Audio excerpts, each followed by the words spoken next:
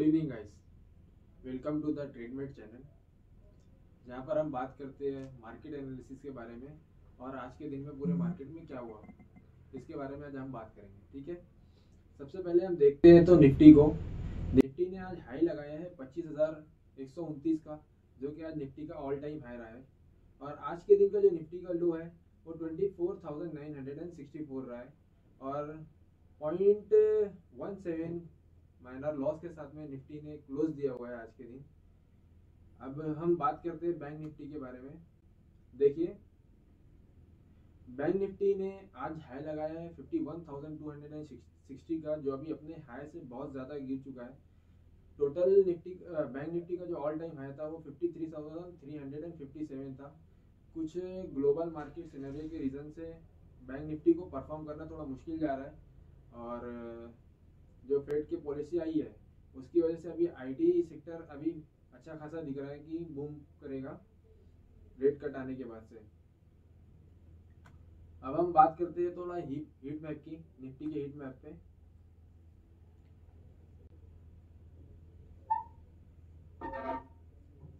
आज निफ्टी की heat map पे देखते हैं तो जो फाइनेंस था वो पूरे सेक्टर में इतनी ज़्यादा कुछ ग्रोथ दिखी नहीं है। टीसीएस, रिलायंस ये सब भी थोड़ा कम रहे हैं। इन्फोसिस और विप्रो आज काफ़ी अच्छा परफॉर्म किया है, 3.37 के साथ में विप्रो ने गेन किया है और इन्फोसिस 2.05% के साथ में। और LTIM सबसे ज़्यादा गेन किया है 6.54%। उसके बाद भारतीय एयरटेल, विप्रो टाइप स्टॉक से।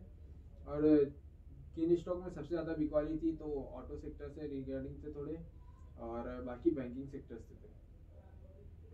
अब निफ्टी नेक्स्ट 50 में देख लेते हैं। ये तो काफ़ी ज़्यादा लॉस के साथ में बंद हुआ है आज के दिन। इसमें भी ट्रेंड 5.42% के गेन के साथ में बंद हुआ है। और उसके बाद Indigo, Torrent pharma, Zydus life type के स्टॉक्स थे हेल्थ एंड टेक्नोलॉजी सेक्टर से। अभी हम बात कर लेते हैं FII-DI एक्शन के बारे में कि आज कैसा रहा है एक्शन। करते हैं FII-DI एक्शन के बारे में, आज मार्केट में कैसा रहा। FII आज नेट बिकवाली की है 13,047 करोड़ की और DII ने 440 करोड़ समथिंग की बाइंग की है। FII इस महीने में नेट बायर रहे हैं 1,22,932 करोड़ रुपए की तरफ से, इनकी तरफ से खरीदारी हुई है। और बाकी 4-5 पिछले सेशन से इनका अच्छा खासा खरीदारी का दिखा है। अभी हम सेक्टर के बारे में बात कर लेते हैं। रिटेल सेक्टर आज 1.86% गेन के साथ में बंद हुआ। उसके बाद फार्मास्यूटिकल एंड टेलीकॉम सेक्टर्स थे और जो सेक्टर सबसे ज़्यादा रेट में बंद हुए वो media, hotels and commercial fertiliser इस तरह के थे। अब कुछ कॉर्पोरेट एक्शन के बारे में हम बात कर लेते हैं। डिविडेंड, सबसे पहले डिविडेंड अभी कल की तारीख में 29 अगस्त 2024 को AMJ लैंड होल्डिंग का डिविडेंड आने वाला है 0.2 रुपीज़ पर शेयर। उसके बाद है होंडा इंडिया पावर प्रोडक्ट का जो 17 रुपीज़ पर शेयर है। और उसके बाद है मल्टीवेज 3 रुपये पर share. Radiant cash management service का है 2.5 रुपये पर शेयर। पतंजी पेपर प्रोडक्ट्स का है 0.6 पर शेयर। और उसके बाद जमुना ऑटो जो 1.5 रुपये पर शेयर डिविडेंड देने वाला है। उसके बाद IG पेट्रोकेमिकल्स है जो 7.5 रुपये पर शेयर के साथ में डिविडेंड देने वाला है। उसके बाद क्लीन साइंस एंड टेक्नोलॉजी जो 3 रुपये पर शेयर देने वाला है। और लास्ट में अमर ज्योति स्पिनिंग मिल जो 2.5 रुपया 2 रुपये 20 पैसा पर शेयर के हिसाब से डिविडेंड देने वाला है। उसके बाद कुछ बोनस की डेट्स आई हुई है। गारमेंट मंत्र लाइफस्टाइल 3 सितंबर को बोनस देने वाला है 1:1 में। और VST इंडस्ट्रीज ये देने वाला है 10:1 में बोनस देने वाला है। अच्छा खासा गेन, आज 0.29% का गेन दिखा है इस स्टॉक में। अब हम कुछ स्प्लिट न्यूज़ के बारे में बात कर लेते हैं, कुछ स्टॉक जो स्प्लिट देने वाले हैं। तो 2 सितंबर को बोंडादा इंजीनियरिंग, अभी हम स्प्लिट के बारे में बात कर लेते हैं। तो 2 सितंबर को बोंडादा इंजीनियरिंग स्प्लिट दे रहा है 2:10 में। उसके बाद सफायर फूड्स है जो 5 सितंबर को स्प्लिट करने वाला है 2:10 में। और 11 सितंबर को आंध्रा पेपर 2:10 में स्प्लिट कर रहा है। उसके बाद 13 सितंबर को स्पोर्ट किंग 1:10 में स्प्लिट करने वाला है। आज के हम लर्निंग के बारे में बात कर लेते हैं। जिससे हर दिन हम कुछ ना कुछ सीख पाएँ और कुछ अच्छा करें। इसके लिए ये सेक्शन है। आप अगर इसको अच्छे से फॉलो करते हो तो आप रिसर्च एनालिस्ट का जो एग्ज़ाम होता है वो भी ऑलरेडी इजीली आप क्लियर कर सकते हो।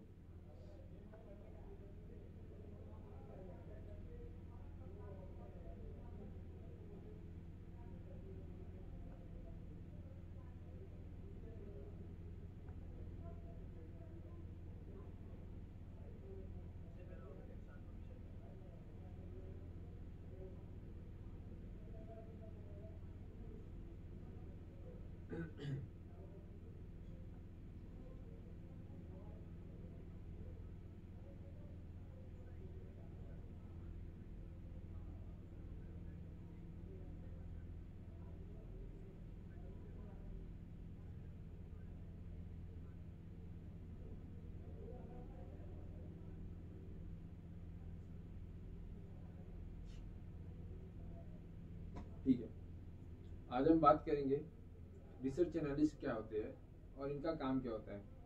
इनका जो मेनली काम होता है वो इन्वेस्टर और क्लाइंट के बीच में स्टॉक मार्केट के साथ जो रिलेशन बनाना है, ये काम होता है।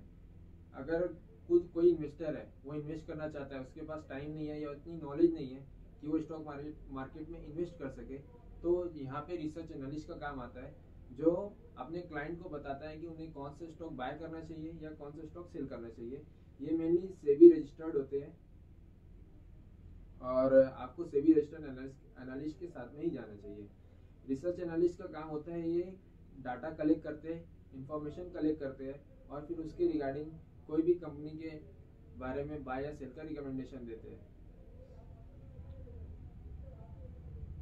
ये बहुत अच्छे से माइक्रो और मैक्रो इकोनॉमिक्स को समझते हैं। माइक्रो इकोनॉमिक्स ये होती है जो स्मॉल इंडिविजुअल है उसके बारे में अगर ये बता रहे हैं तो ये हो गई micro economics, individual customer behaviour और इंडिविजुअल सेक्टर या मार्केट के बारे में। और अगर मैक्रो इकोनॉमिक देखा जाए तो बिग एग्रीगेट होते हैं। इनका मतलब होता है पूरी कंपनी, पूरे जो कंट्री है उसकी जीडीपी कैसी है, इन्फ्लेशन क्या है, एम्प्लॉयमेंट और अनएम्प्लॉयमेंट के बारे में बताते हैं। और दूसरा इनका काम होता है ये इंडस्ट्री एनालिसिस करते हैं, जिसके रिगार्डिंग आपकी कंपनी है उस इंडस्ट्री की ये एनालिसिस करेंगे और आपको कंपनी के बारे में बाय या सेल का रिकमेंडेशन देंगे। इकोनॉमिक इंफॉर्मेशन जो होती है, इसका डेटा जो गवर्नमेंट स्टैटिस्टिक्स और डेटा प्रोवाइड करता है वो आरबीआई प्रोवाइड करता है। और जो ग्लोबल डेटा है इसे प्रोवाइड करता है इंटरनेशनल मॉनेटरी फंड और एशियन डेवलपमेंट बैंक या फिर वर्ल्ड बैंक। और कंपनी स्पेसिफिक डेटा होती है तो ये कहाँ से मिलता है, तो ये मिलता है एनुअल रिपोर्ट से, क्वार्टरली रिजल्ट या डीआरएसपी से मिलता है। एनालिसिस और डिसीजन मेकिंग का जो प्रोसेस है ये क्वालिटेटिव और क्वांटिटेटिव प्रोसेस होता है। क्वालिटेटिव मतलब मैनेजमेंट की क्वालिटी कैसी है, वो एथिकल पर्सपेक्टिव उनका कैसा है, वो कंपनी के रिगार्डिंग क्या सोचते हैं, कहीं कंपनी में चोरी तो नहीं कर रहे हैं। एक होता है चोर मैनेजमेंट, एक होता है गुड मैनेजमेंट। तो यहाँ पे जो काम होता है वो होता है क्वालिटेटिव एनालिसिस। और जो क्वांटिटेटिव फैक्टर होता है उसमें कंपनी परफॉर्मेंस देखी जाती है, यानी प्रॉफिट क्या है, रेवेन्यू क्या है या फिर कैश कैसा है। That's why it's for the research analyst important to interact with your company। अगर इसलिए इस बात पे रिसर्च एनालिस्ट का काम सिर्फ रेवेन्यू प्रॉफिट इन सबको देखना ही नहीं होता, बल्कि मैनेजमेंट की रिगार्डिंग भी बातें करनी होती है। तो उन्हें चाहिए कि वो कंपनी से बात करे। जो एक अच्छा रिसर्च एनालिस्ट होता है वो कंपनी के मैनेजमेंट के बारे में भी अच्छी तरीके से जानता है। टाइप ऑफ रिसर्च एनालिस्ट की बात करें तो इसमें सेल साइड एनालिस्ट होता है, बाय साइड एनालिस्ट और इंडिपेंडेंट रिसर्च एनालिस्ट होते हैं। सेल साइड एनालिस्ट ये जो अपने को डेटा मिलते हैं कि आप ये कंपनी के बारे में, मोतीलाल ओसवाल जैसे देता है जो सबके लिए अवेलेबल होते हैं, ये पब्लिकली अवेलेबल होते हैं, तो इन्हें कहा जाता है सेल साइड रिसर्च एनालिस्ट। ये क्या करते हैं, स्पेसिफिक रिकमेंडेशन देते हैं बाय सेल या होल्ड करने का थ्रू द ब्रोकरेजेस। ये मोस्टली ब्रोकरेज फर्म की तरफ से आते हैं, like Motilal Oswal financial limited की तरफ से आता है। उनको बहुत सारे आपको ऑनलाइन मिल जाएगा किसी भी स्टॉक के बारे में। और सेल साइड एनालिस्ट कौन होते हैं, तो इन्वेस्टमेंट बैंकर्स हो सकते हैं, ब्रोकर्स हो सकते हैं।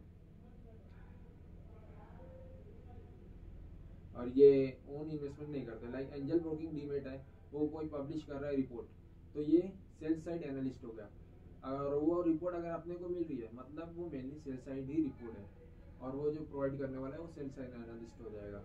और जो बाय साइड रहते हैं ये मोस्टली म्यूचुअल फंड को प्रोवाइड करते हैं for own investment, like mutual fund या पेंशन फंड, इनके लिए जो रिपोर्ट बनाते हैं वो होते हैं बाय साइड।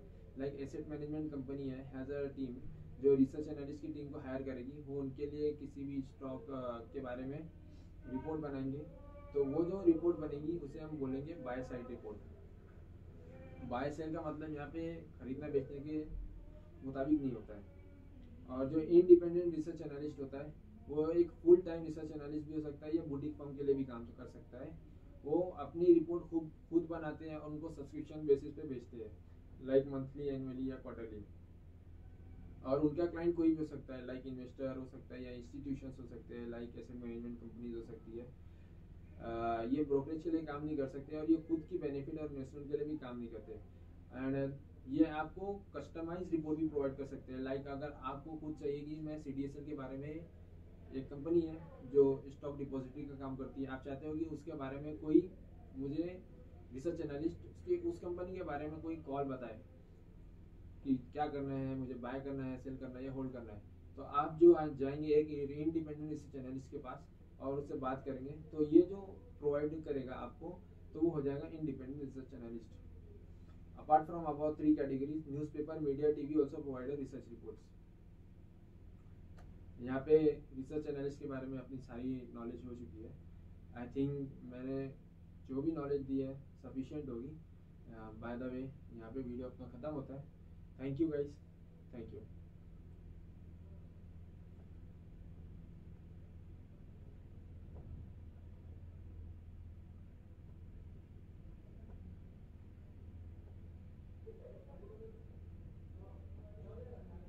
इसकी एडिटिंग वहीं करेंगे भाई।